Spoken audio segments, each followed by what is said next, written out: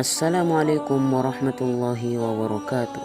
Kembali lagi bersama saya di Dakwah Ilahi Channel. Pada kesempatan kali ini saya akan menceritakan True of Story yang berjudul Detik-detik Kemunculan Imam Mahdi. Di video ini saya akan mengupas tuntas seputar pertanyaan Imam Mahdi. Seperti pertanyaan-pertanyaan ini: berapa lamakah Imam Mahdi akan memimpin umat Islam? Apa sajakah tugas-tugas Imam Mahdi nanti di akhir zaman? Dan kapankah waktu kemunculan Imam Mahdi? Simak terus videonya ya, agar tidak salah paham. Namun sebelum itu, jangan lupa tekan tombol subscribe dan aktifkan loncengnya, agar kalian terus mendapatkan notifikasi video-video terbaru dari kami. Imam Mahdi atau juga disebut Imam Al-Mahdi dalam bahasa Arab berarti seseorang yang memandu. Sedangkan di dalam kamus Islam disebut sebagai pemuda taat yang dipilih oleh Allah untuk menegakkan keadilan dan menghancurkan kezaliman. Di antara tugas-tugas Imam Mahdi ialah memimpin umat Islam dalam perang melawan orang kafir di akhir zaman sebelum datangnya hari kiamat. Dikatakan bahwa ia adalah pemimpin yang jujur dan adil serta menggunakan harta kekayaannya yang melimpah demi kemajuan umat ini. Nama asli dari Imam Mahdi adalah Muhammad, seperti nama Nabi Muhammad, dan nama ayahnya pun sama seperti nama ayah Rasulullah sallallahu alaihi wasallam, yaitu Abdullah. Sebagaimana yang disebutkan dalam hadis, dunia ini tak akan berakhir sampai jazirah Arab dikuasai oleh seorang dari ahlul baitku, namanya menyamai nama. Ciri fisik Imam Mahdi yaitu memiliki kening lebar, berhidung panjang dan mancung. Berbicara tentang kemunculan Imam Mahdi akan muncul bukan karena kemauan Imam Mahdi itu sendiri, melainkan karena takdir Allah yang pasti berlaku. Bahkan ia sendiri tidak menyadari bahwa dirinya adalah Imam Mahdi, melainkan setelah Allah mengislahnya dalam satu malam.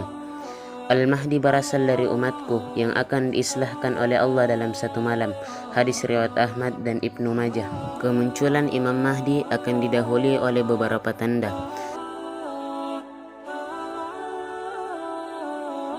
Imam Mahdi akan muncul ketika banyaknya perselisihan di antara manusia. Contohnya konflik antara India dan Cina yang disebabkan kedua negara tersebut saling tuduh-menuduh satu sama lain sebagai biang kerok atas tewasnya 20 tentara India di perbatasan Himalaya yang disengketakan.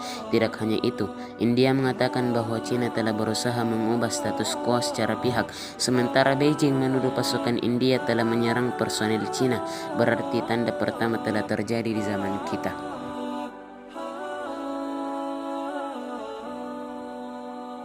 Banyaknya terjadi gempa bumi dan bencana alam lainnya. Sayyidina Anas bin Malik radhiyallahu anhu, beliau pernah bertanya kepada Sayyidatuna Aisyah radhiyallahu anha. Apa kata Sayyidina Anas? Wahai Aisyah, bagaimana pendapatmu tentang gempa bumi?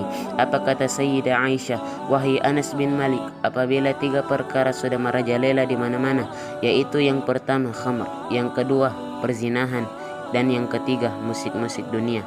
Apabila 3 perkara ini merajalela di mana-mana, maka apa kata Allah? Wahai bumi, berguncanglah engkau. Apabila mereka bertaubat, berhenti guncanganmu. Tetapi apabila mereka tidak bertaubat, guncang mereka sehingga binasa. Dan itu sudah terbukti di zaman ini.